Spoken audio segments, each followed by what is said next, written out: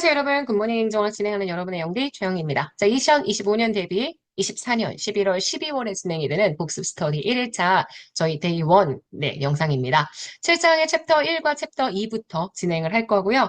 지방자치론에 관한 설명부터 진행한다고 생각하시면 될 것 같습니다. 자, 1번 선지부터 보도록 하겠습니다. 여기 있는 선지들은 모두 다 저희 기본서에 있는 선지입니다. 기본서 복습할 때 빈칸 채우기 했던 걸 이제는 그냥 쭉쭉 읽어본다고 생각해 주시면 돼서요.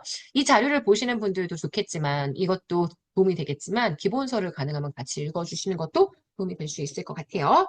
자, 가봅시다. 제가 지방행정은 자치를 포함하는 굉장히 넓은 의미의 행정이라고 했죠.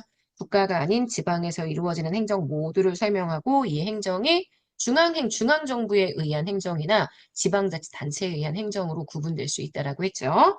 지방자치의 구성 요소요. 지역, 주민, 자치권 세 가지가 제일 중요했고 이게 국가의 성립 요소를 설명할 때 영토, 국민, 주권과 같은 개념이라고 얘기를 했고요. 자치기구 사무, 요게 같이 구성되어 있기 때문에 제가 3 플러스 2 이렇게 해서 설명을 드렸던 거 기억하실 거예요. 자치권에 여러 가지 썰들이 있죠. 고유권이다, 전례권이다. 요새의 통설은 제도적, 보장설, 현실적이고 규범적인 관점에서 자치권을 인식하려는 입장입니다. 법적으로 승인된 자치권은 당연히 법에 의해서 보장되어야 한다라고 보는 입장이고요. 4번, 지방자치의 장점들 얘기했죠. 제가 민주주의의 학교라고 얘기를 했습니다. 지역 단위로 민주주의를 연습해보는 학교. 지역 주민들과 대표자들에게 공동의 문제 처리 참여해서 공공심이나 협동심을 기를 수 있는 학교의 역할을 수행한다. 그래서 지방자치가 가지고 있는 장점, 단점에 대한 구분들도 진행을 했었습니다.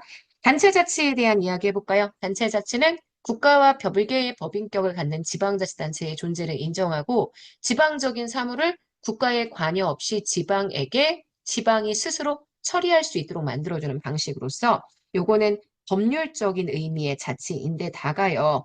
대륙법 계열에서 인정하는 자치의 형태, 주로 중앙과 지방정부 사이의 관계를 중심으로 지방자치를 설명한다라고 얘기할 수 있고요. 6번입니다. 주민자치는 지방자치의 개념을 전례권으로 생각을 하죠. 고유권으로 생각을 하죠. 죄송합니다. 고유권으로 생각하죠. 원래부터 지방자치는 지역 주민들이 가지고 있는 고유의 권한이다. 그래서 지방의 사무를 자치사무와 위임사무로 구분할 필요가 없다. 왜? 자치사무만 존재하니까. 위임사무라는 게 아예 존재하지 않으니까. 하지만 그에 비해서 단체자치는 자치사무와 위임사무의 구별이 상대적으로 엄격하다고 얘기했습니다. 주민자치와 단체자치라고 이야기하는 지방자치의 사상적 개념에 대한 내용이고요. 요거는 문제가 종종 출제가 되는 영역입니다. 그 다음 7번. 우리나라의 지방자치의 발달 과정 제가 얘기하면서 우리나라 1공화국, 2공화국 때까지는 지방자치가 일단 시작이 되었고 그 다음 군부독재 시절에는 지방자치가 진행되지 않았다가 노태우 정부 들어오면서 지방자치법이 다시 부활하고 지방선거가 시작이 되었다. 큰 맥락으로 지방자치가 맨 처음 시작됐다, 그 다음 중단됐다, 다시 부활하는 이런 시점을 가지고 설명을 했었습니다. 그래서 우리나라가 일단 맨 처음 지방선거를 했었던 건 1952년. 이때는 지방의회 의원만 뽑았고요. 56년 선거에서 의회와 자치단체장을 선출하는 선거가 진행이 되었다. 이렇게 말씀을 드렸고요. 전국 동시지방선거, 기초광역의회 의원들 그리고 단체장을 동시에 선거하는 하루에 다 같이 선거하는 동시선거가 시행됐던 시기는 1995년 김영삼 정부 시절.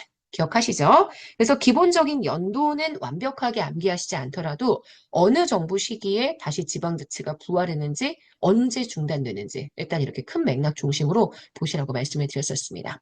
자, 그 다음 지방자치단체로 들어가죠. 여기서부터가 챕터 2입니다. 지방자치단체는 법인입니다. 중앙정부와 별도의 분리되어진 법인이기 때문에 국가와는 별개의 권리 의무의 주체가 된다라고 얘기할 수 있고요. 10번. 특별지방자치단체도 지방자치단체의 한 종류라고 얘기를 했습니다. 요거 설립하려면 일단 이 특별지방자치를 설립하고자 하는 구성지방자치단체, 그 지방의회의 의결을 받은 뒤에 기초단위에서 만들어지든 광역단위에서 만들어지든 행안부 장관의 승인을 얻어야 한다. 제가 이렇게 말씀을 드렸습니다. 이게 자치단체 조합과의 가장 큰 차이죠. 11번입니다. 우리나라의 자치계층, 일단 기본적으로 중충제입니다. 광역자치단체에는 서울특별시, 광역시도, 특별자치도, 지금은 제주, 전북, 그리고 네, 강원특별자치도가 있고요. 특별자치시는 세종 이렇게 있습니다. 그래서 이렇게 5군데가 지금 중층제의 기준 구조를 가지고 있는 광역자치단체고 기초자치단체에는 시나 군이나 구 있다. 다들 알고 계시는 내용이죠. 자, 12번 특별자치도는 도중에서도 자치권이 특별히 광범위하게 인정됩니다. 그 지방사업에 국가로부터 특별 지원을 받는 지방자치단체로 제가 방금 말씀드렸던 것처럼 맨 처음 시작은 제주였습니다. 그 다음 강원과 전북이 윤석열 정부 들어와서 특별자치도가 되었다. 이렇게 얘기할 수 있죠. 자, 13번입니다. 인구 50만 이상의 기초시는 자치구는 아니지만 행정구를 둘 수가 있고요. 인구 50만 이상의 기초시에 대한 특례입니다. 14번이요.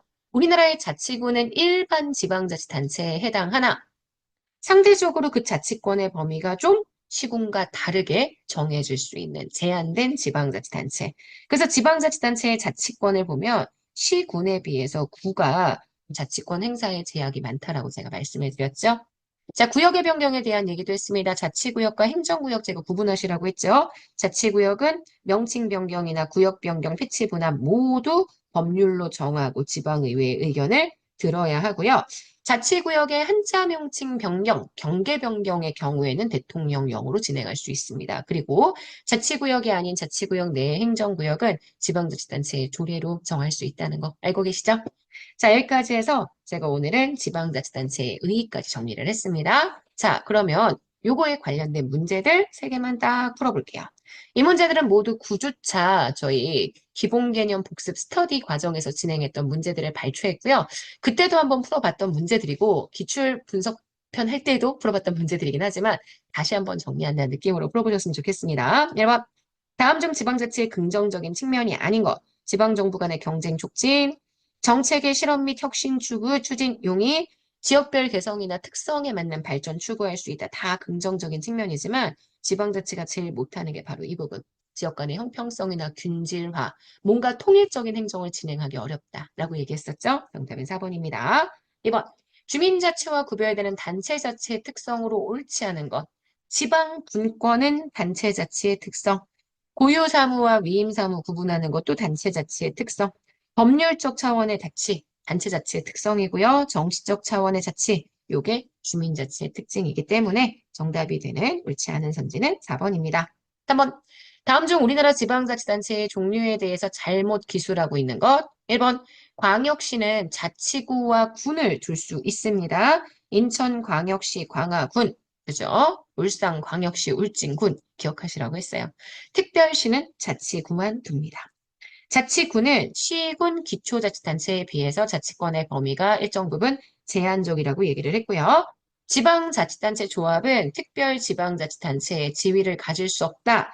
약간 애매할 수 있습니다. 하지만 아시겠지만 지방자치단체 조합도 예전에 법적으로 분류할 때에는 특별지방자치단체로 봤었다. 제가 이런 얘기들을 진행했죠.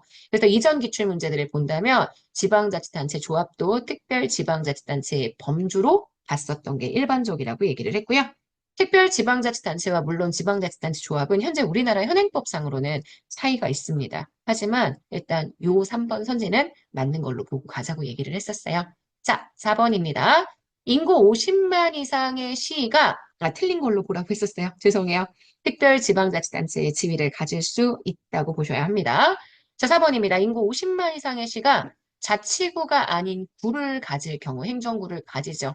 굉장히 큰 시고요. 특례 조항이 나타난다라고 했습니다. 도의 사무를 일부 직접 처리할 수 있는 그런 인구 50만 이상의 대도시에 대한 특례가 있기 때문에 이건 맞는 선지. 그래서 1번하고 2번하고 4번은 확실히 맞고요. 지금 보시는 요 3번은 일단 지방자치단체 조합이 특별지방자치단체의 지위를 일정 부분 갖는 걸로 정리해서 봐주시면 될 것 같습니다. 자, 3번의 정답은 3번입니다. 자, 여기까지 해서 저희 11월, 12월 복습 스터디 1일차 진행했습니다. 어떻게 진행되는지 감이 팍팍 오죠?